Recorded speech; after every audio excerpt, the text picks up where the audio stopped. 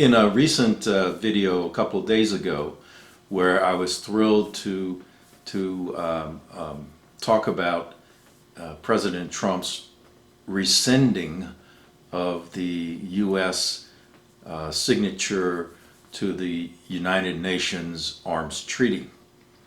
And the reason for that I talk about in two other videos earlier in quite detail about why that treaty was terrible for America, specifically for those who value our Constitution and the Second Amendment.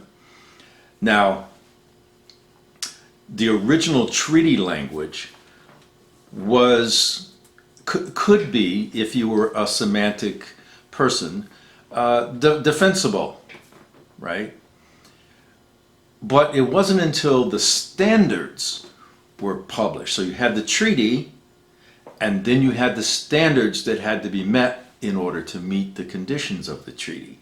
The standards had not been published at the time that the treaty was signed by President Obama. So, benefit of the doubt, let's do something to mitigate, arms and weapons of war getting into the wrong hands, like warlords and that kind of thing. But then the standards came out, the standards that you had to meet as a country in order to meet the conditions of the treaty came out. And then it became obviously clear that the primary goal, one of the primary goals, was to disarm civilians in every country. So the way to have, quote, transparency would be no civilian could have a gun. Or the rules for civilians to have a gun were so draconian and onerous that there would be extremely few, and therefore they could be tracked. So it required a national gun registry. It required permission from the national government, not states, to control that. So once those standards became published, I put out a video on that, and many of you have watched that video and blown up the comment sections, good for you, on why that's true. So the arguments from others against President Trump, and by the way, I'm not a Trump supporter, but I absolutely support his decision yesterday to rescind the treaty. Because the comments coming out against his decision talk about the United States and America enabling warlords and other countries to have weapons of war. That is not true now, and it has never been true. The rules for the selling of arms from one country to the international selling of arms is quite strict. Now, small arms, which is what we carry in this country under the Second Amendment, is where some of the people are saying, well, if we could just control that, then there wouldn't be any small arms in the hands of warlords and rogue groups. Well, that will never be true. It has never been true. And the treaty would not get at that, because law-abiding people wouldn't have guns and bad people would, just like everywhere else. But the primary goal was to have a framework to disarm civilians, right? And the last country that stands in the way of that global goal is America, because we're the only ones with the Second Amendment. So what the countries, the 101 countries that were signatory to this treaty, were going to do then is bully America and say, you're not doing any of these standards. You signed the treaty. We know you haven't ratified it, but you should be going after these standards anyway. Well, there were states, California, New York, Massachusetts, Maryland, Hawaii. Hawaii wants to repeal the Second Amendment, for Christ's sake. So what the states were going to do, or the anti-gun people in America were going to do, is use the standards of the Arms Treaty as a framework to create their anti-gun laws to disarm civilians to the greatest degree possible. That was the harm that was going to be done by this treaty if ratified, and that was the primary reason, and that's why the NRA has always been, and I'm not an NRA member either, but I applaud them in their efforts to have this thing rescinded. But the NRA saw through that, because the NRA doesn't deal in international arms sales that get into the hands of warlords.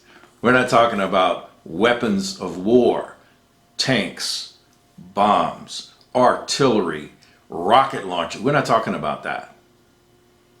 These standards were to disarm small arms for civilians. Now, no one is talking about that. But the people that are upset about America backing out of this treaty want to frame it as if we're now going to be like North Korea or China or Iran, and we're not. Okay? We are very strict in how we sell jets and boats and tanks and everything else to other countries. And we will continue to do that.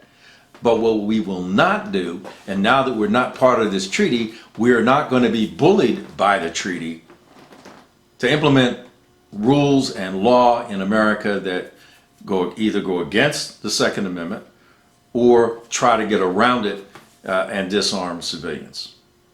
So again, props to President Trump, and a big weight has been lifted, at least for me, and should be for you too. But we need to understand why it's important. The standards were going to disarm civilians. That was one of the main parts of the standards. The standards were not available when President Obama and Secretary Hilton, she was Secretary of State Clinton, signed it. It was only after they did that the standards came out. My sense is that had the standards come out prior to the signature, we would never have signed it. That's my sense. But, you know, that's hindsight.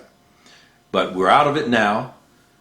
We can breathe a little bit of sigh of relief, but we should remain ever vigilant about that. Because now the anti-gun people are going to be chewing their arm off, trying to figure out, well, now they don't have a framework to work from. They can't point back to the UN Arms Treaty. They can't point back to the standards because we said middle finger to that. So now the next step has to be the U.S. Supreme Court ruling that we have a right to keep and bear arms not only in our house, but outside. And once that happens, and oh, by the way, that any law has to meet strict scrutiny. Once that happens, almost every anti-gun law in the country will be struck down.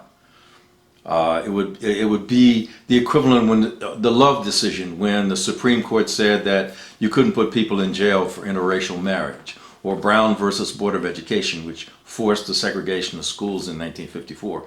So decisions like that will have major effect on the country.